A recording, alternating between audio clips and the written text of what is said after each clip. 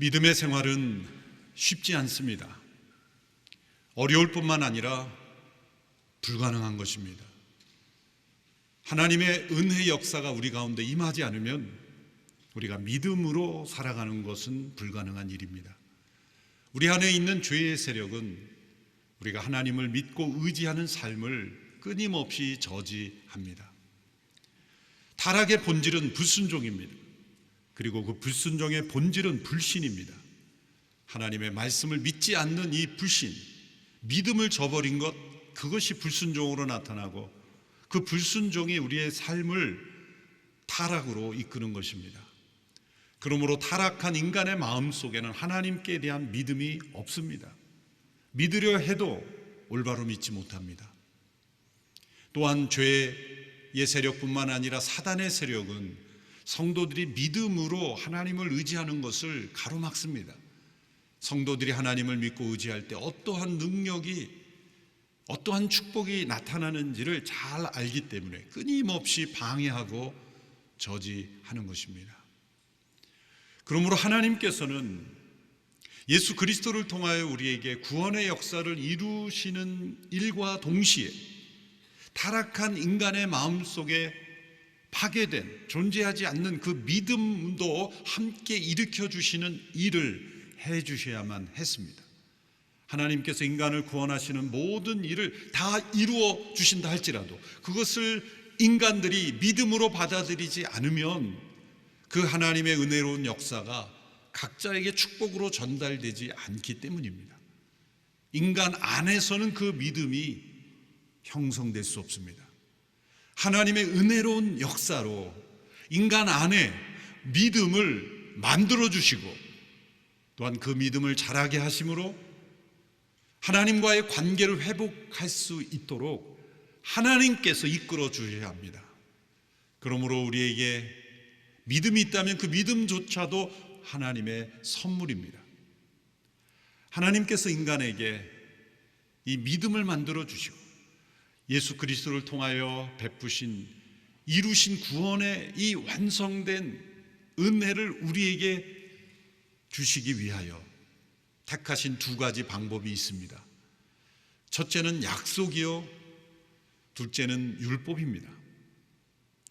약속을 주신 목적은 하나님이 얼마나 믿으실 만한 분인지, 얼마나 신실하신, 우리가 믿어야 하는 분인지를 우리로 하여금 깨닫게 하시기 위해서 약속을 주신 것입니다. 우리 인간의 관계 속에서도 어떤 사람이 믿음지 않아 보였지만 약속을 성실하게, 진실하게, 꾸준히 지키는 사람을 향하여 우리는 믿음을 가지게 되죠.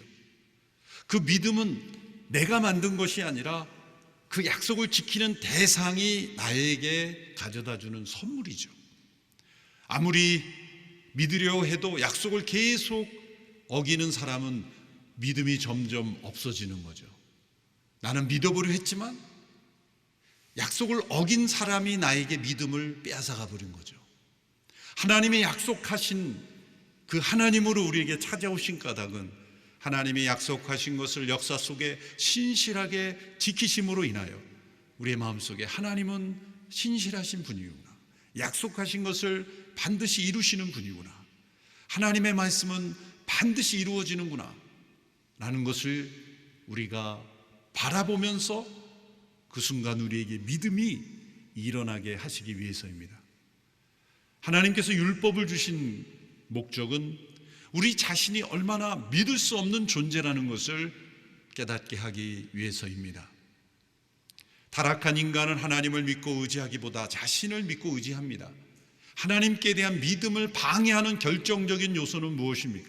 어떤 환경이나 상황이 아니라, 다른 누군가가 아니라 내 안에 나를 믿는, 나를 의지하는 바로 그 자기중심적인 태도입니다.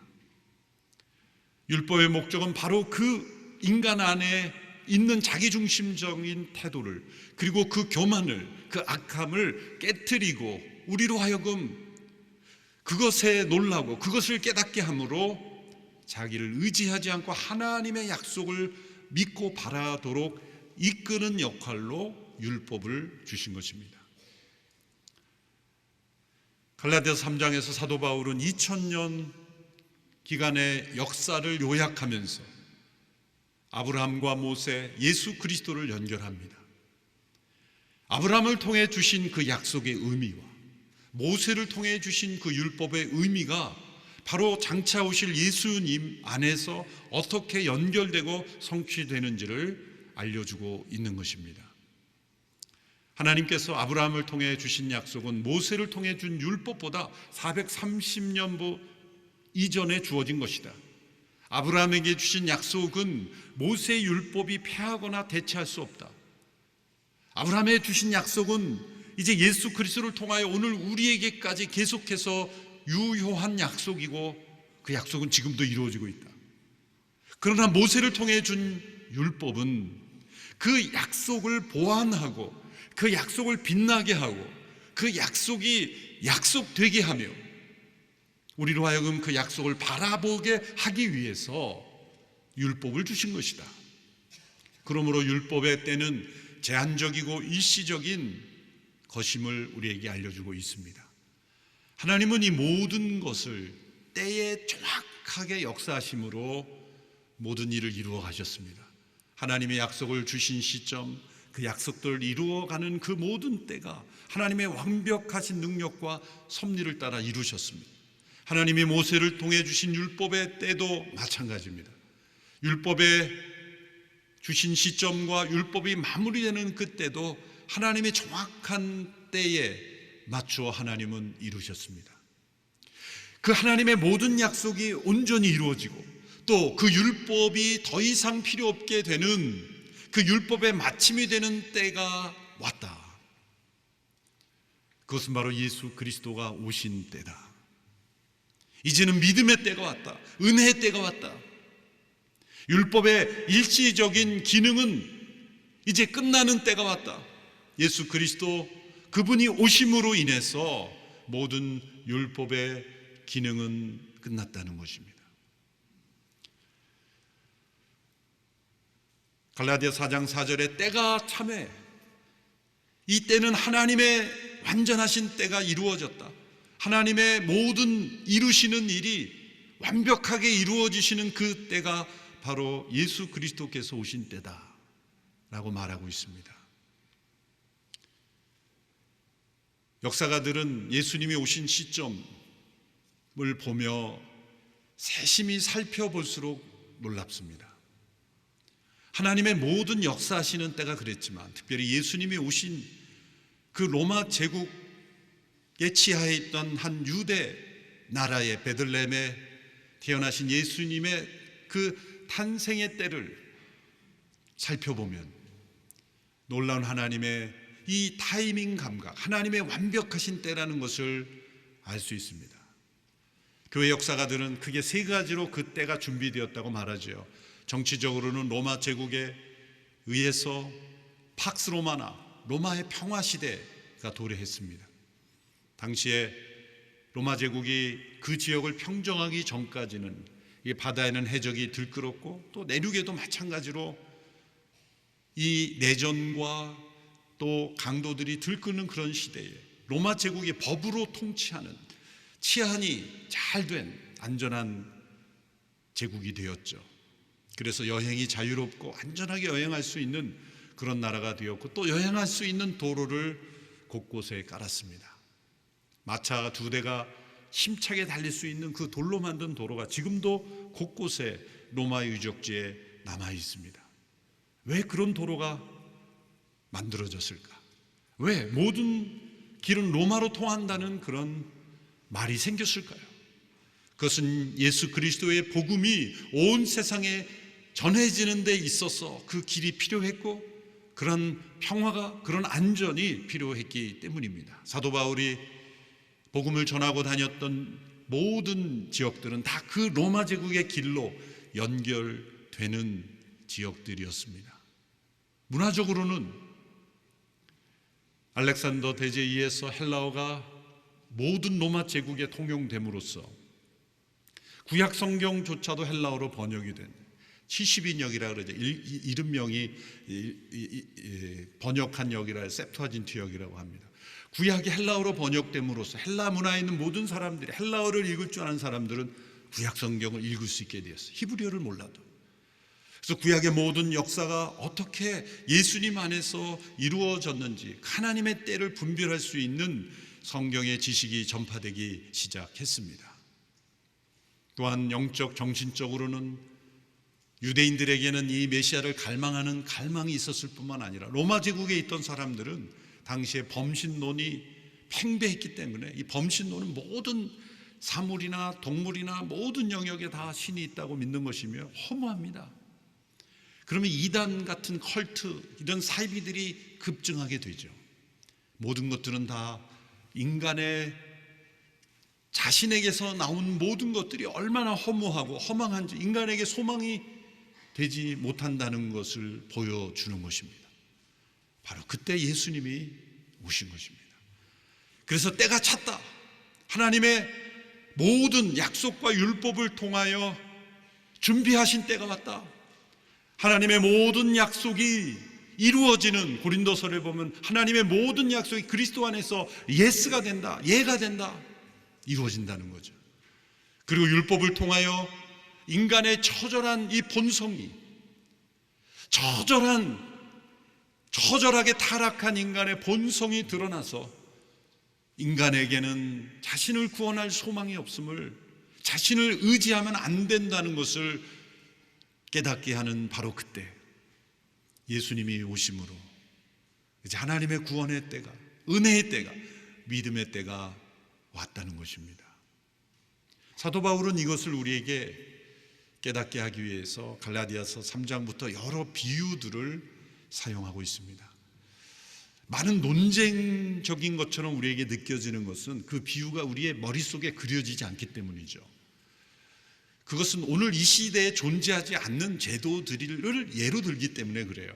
예를 들어서 레위기를 보면 우리가 성경을 읽으면서 가장 머리 아픈 책이 레위기죠. 계속 재물을 죽이고 쏟고 참 읽기가 힘들고 이걸 어떻게 묵상하란 말인가. 그렇지만 유대인들에게는 가장 쉬운 책이 레위기입니다.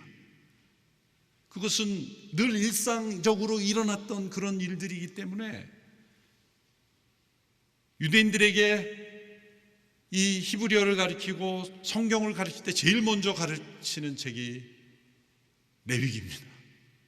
그림으로 다 그려지기 때문이죠. 마치 우리나라가 이 추석을 지내는, 설을 지내는 법을 매뉴얼로 이렇게 만들었다고 보세요.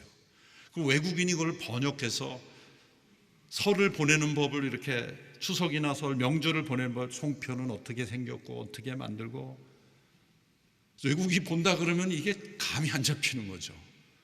송편인지 송핀인지 아무리 설명을 들어도 이게 들어오지 않지만 우리나라 사람들은 송편 그러면 딱 먹어본 그게 생각이 나는 거예요.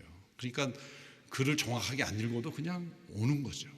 사도 바울이 지금 갈라디아 3장에서 여러 비유를 많이 들었어요. 감옥에 갇힌 죄수가 자유케 되는 것, 전쟁의 포로, 이것도 우리도 이해가 되는 거예요. 그런데 이제 이 훈육교사라는 제도, 이 파이다고고스라는 이 제도, 그것은 이 로마 제국의 부유한 가정의 자녀를 훈련하기 위해서 등하굣길부터 시작을 해서 때로 행실이 잘못하면 따끔하게, 때로는 체벌할 수 있는 권한까지 줌으로써 자녀를 올바르게 키우기 위한 종을 붙였다는 거죠. 그럼 오늘 이 시대에 없는 그런 제도죠. 우리가 연세 드신 분들은 중고등학교 때 훈육 교사 같은 분이 딱 교문 앞에 서서 머리 두 발이 길거나 복장이 잘못하면 벌을 주고 막 그랬잖아요. 우리 때까만 해도 그런 게 있었던 것 같아요. 그런데 저희 때부터 이게 뒤부터 전환이 돼서 전혀 그런 게 이제 체벌이 안 되기 시작했는데, 머리가 길게 나오면 그 기계로 막 밀어버리고 그랬잖아요. 옆을 밀기도 하고 가운데를 밀기도 하고. 그럼 학생들이 그걸 보고 야 재밌다 그러고, 그때는 그게 재밌는 이야기고, 그렇게 선생님이 해도 스승의 날이면 눈물 흘리며 스승의 은혜를 부르고 그랬던 때가 있는데, 요즘은 상상하기 어려운, 요즘 바로 고소고발 들어갈 거예요. 그런 역할을 하는 것으로 우리가 유추할 수 있지만 정확하게 또 그런 건 아니죠. 율법의 기능을 설명하기 위해서 이렇게 그 시대에 있었던 여러 예화를 드는데 4장에 이르러서는 또 다른 예를 듭니다. 하나님께서 율법을 일시적으로 주신 그 기능이 어떤 역할인가? 어린 상속자의 예를 듭니다. 큰 재산을 물려받게 된 어린 상속자가 있었다. 아버지가 그에게 많은 재산을 물려주기로 결심했고 그것을 유언으로 약속했다. 그런데 그 아이는 너무 어린 자녀이기 때문에 그것을 실제적으로 관리할 능력이 없다. 그에게는 약속이 주어졌다.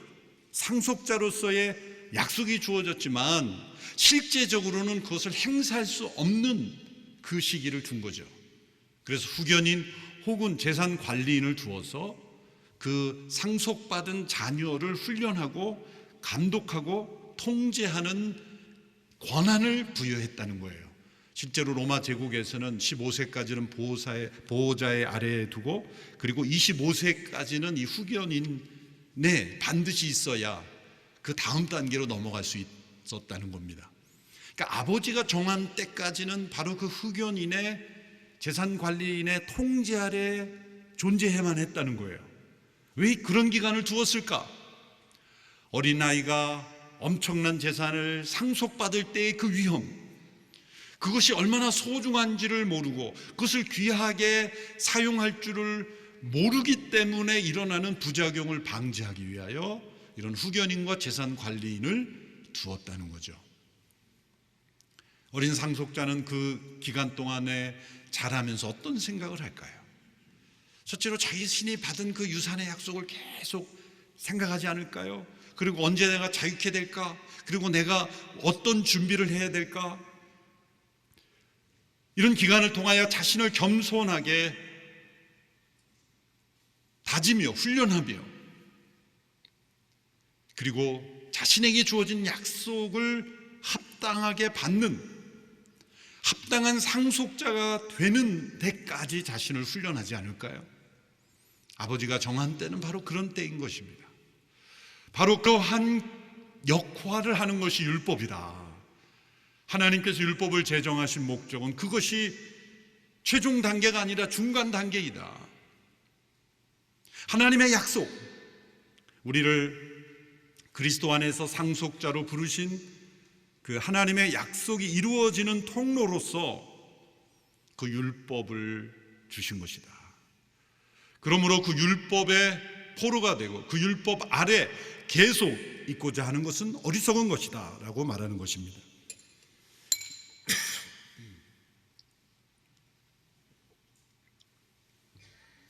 이제 하나님의 때가 되었습니다. 하나님께서 약속하시고 그리고 율법을 주신 모든 이 때가 이루어지는 그때 하나님은 두 가지 행동을 하셨습니다. 첫째로 하나님의 아들을 보내신 것입니다. 갈라디아서 4장 4절 5절의 말씀입니다. 같이 한 목소리로 읽겠습니다. 시작.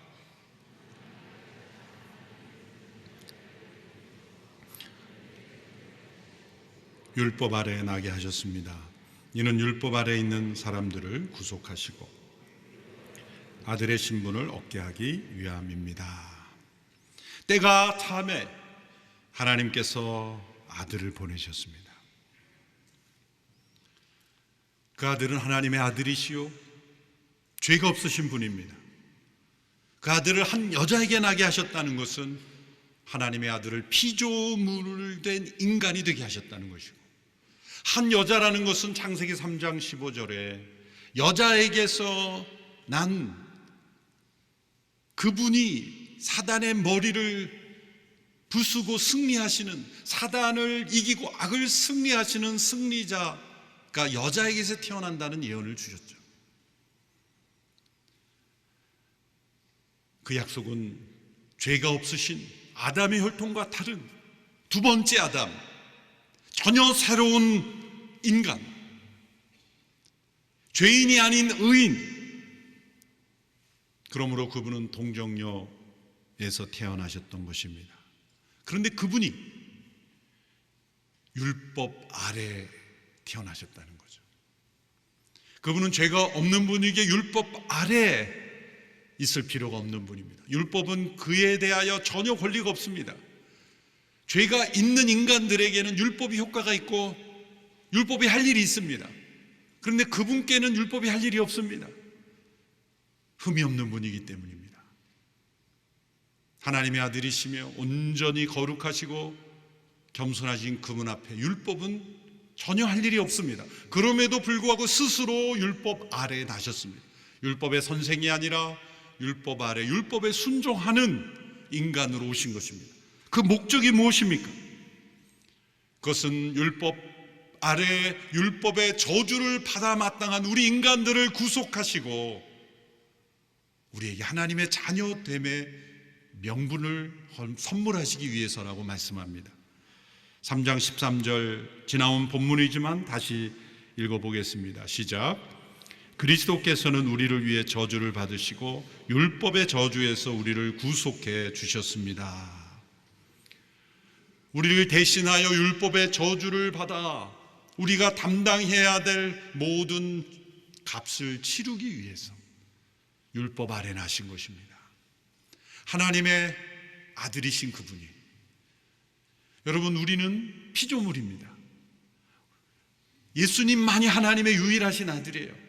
예수님은 하나님의 낳으신 분인데 우리는 하나님이 지으신 존재예요. 전혀 다른 영역입니다. 피조된 인간들이 하나님 앞에 죄를 범하여 그 율법 앞에 섰을 때 하나님의 진노를 받아야 하는 존재였습니다.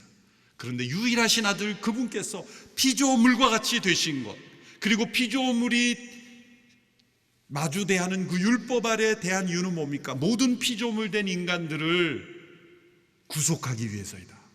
하나님의 유일하신 아들이 피조물 된 인간들을 구속하기 위하여 피조물이 되시고 율법 아래 나심으로 십자가에 지신 겁니다. 십자가는 율법의 저주를 담당하신 사건이에요.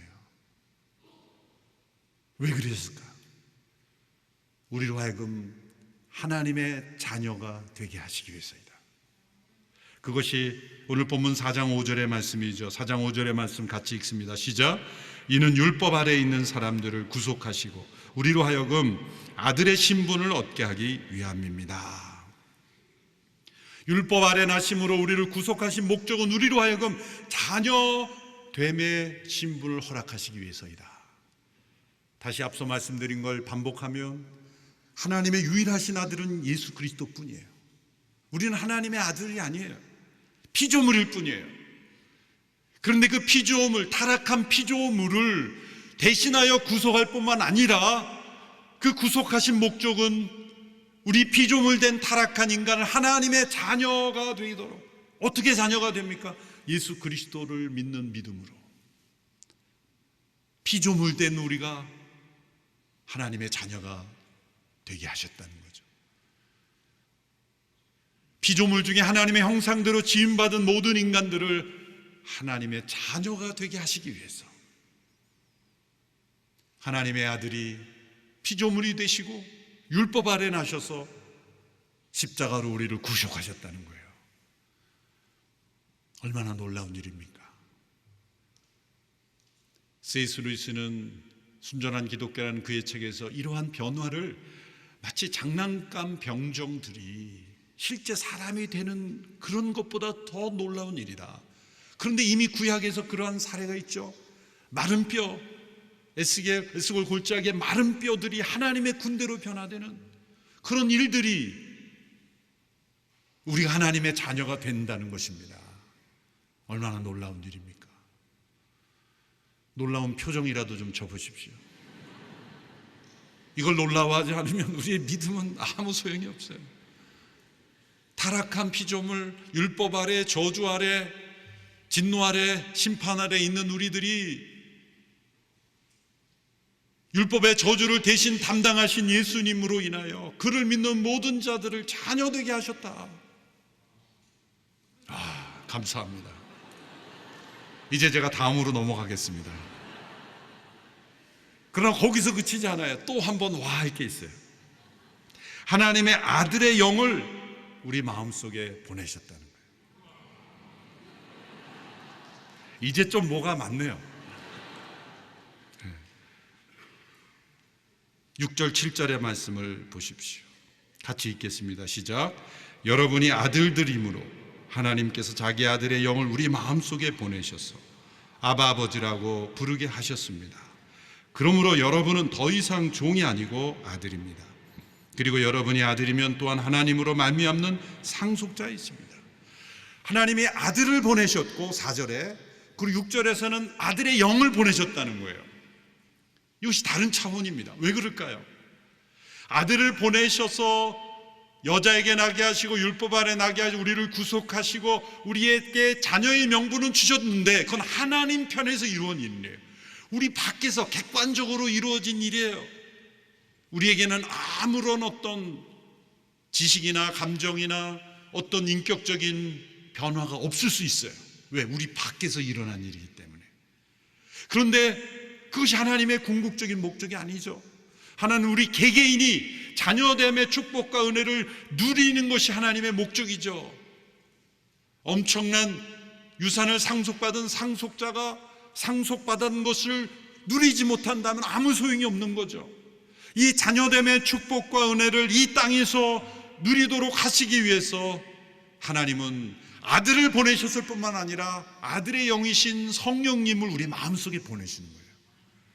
그래서 십자가를 통해 아들을 통해 이루신 일을 이제 우리 마음속에 확신을 주시고 확증하게 하시는 거예요.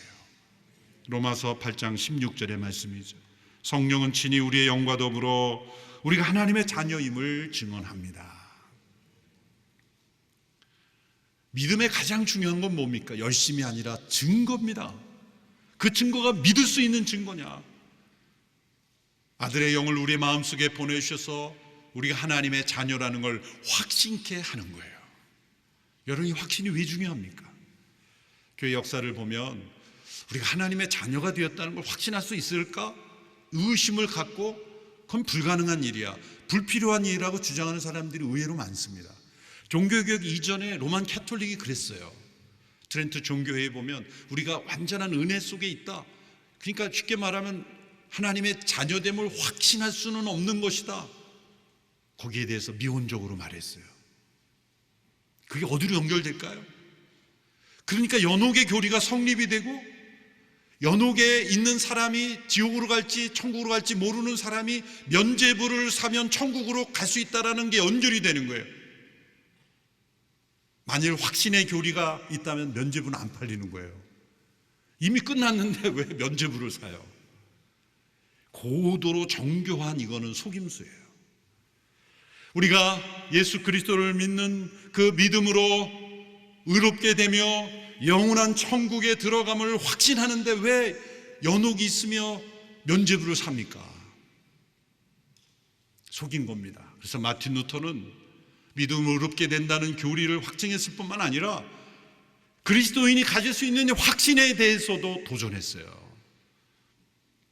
가톨릭의 종교회의에서 말한 것들을 비판하면서 이 루터의 갈라디아서 주석을 보면 이 부분에 대해서 강력하게 저항했고 교황청을 비난합니다. 어찌하여 이 성령이 오셔서 우리 영과 더불어 하나님의 자녀됨을 확증해 주시는데 이것을 왜 부인하느냐? 그리고 또 말씀합니다. 사도 바울의 말씀처럼 아바 아버지라 부르짖게 하신다는 거예요. 아바 아버지라고 부르는 것, 그 아바라고 하는 것은 사실 유일하신 아들이신 예수님만이 하실 수 있는 거였어요. 아버지라고 부를 수 있는 것은 유일하신 예수님의, 하나님의 아들이신 예수님만이 가능한 일이었어요. 그런데 이제 우리도 예수님을 통하여 하나님의 자녀가 되었으니 이제 우리도 그 아들의 영으로 통해서 하나님을 아바 아버지라고 부를 수 있게 되었다는 거예요. 마지막으로 한번 와 하셔야 돼요. 아들의 영이 우리 가운데 오셔서 하나님을 아바 아버지라 부를 수 있게 되었다는 거예요. 왜 이 부르짖음이 우리에게 필요합니까? 사단 마귀가 우는 사자처럼 부르짖고 있기 때문이에요. 어떤 부르짖음을 부르짖습니까? 끊임없이 우리 안에 있는 죄로 인하여 우리가 실패하고 죄를 지을 때 너는 죄인이야. 너는 소망이 없어. 너는 하나님의 율법 앞에 죄인이야. 우리의 죄를 고소하며 너는 멸망을 받아야 된다. 너는 절망해야 된다. 그렇게 끊임없이 부르짖는 이 사단의 부르짖음, 어떻게 이기겠습니까? 여러분, 사단은 틀린 말로 우리를 공격하기보다 맞는 말로 공격합니다. 율법 앞에 맞는 말이에요. 우리가 마땅히 잘못했으니까 너는 죽어야 돼. 죄값을 치러야 돼. 사단은 율법을 가지고 공격하는 거예요. 하나님은 이 율법을 중간 단계로 우리의 죄를 드러나고 그리스도께로 약속으로 향하게 하는데, 사단은 거기서 머무르게 하고 그것을 최종 종착점으로 만들어 버리는 것이 사단의 목적이에요. 그러므로 율법 아래 다시 들어가려 하는 건 얼마나 어리석은 것인가.